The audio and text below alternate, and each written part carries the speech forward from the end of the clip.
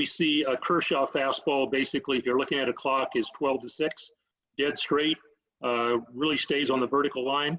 Not a lot of people throw like that. The ball doesn't, and you have other people that cut the ball a little bit. And there's some people, let's say the ball has a spin axis at 1 o'clock.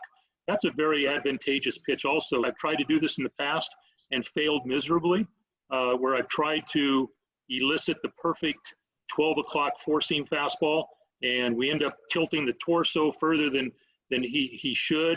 We start doing some crazy stuff. So I've been as guilty as anybody trying to chase the perfect thing. I would take each pitcher's strength, and if he has a 130 spin axis as a right-handed pitcher, and then what we would do is trying to utilize that pitch as best we can. Charlie Morton had. Well, the first thing I would do is I would keep my mouth shut as long as possible and let him just throw. It's one of the things I learned a long time ago from pitching coaches is when to be quiet. I think when to shut up is one of the best piece of advice I could give a pitching coach.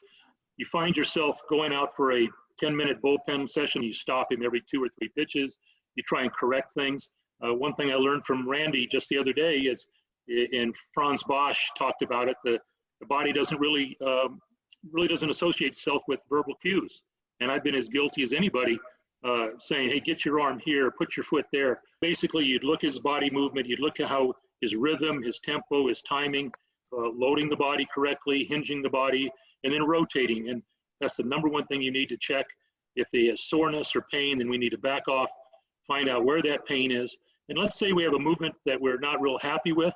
A lot of times what I'll do is run the camera backwards and see where the previous movement happened and see if that previous movement could be adjusted, which would then possibly help the movement pattern that you may not be happy with. Number one thing, always listen to your players.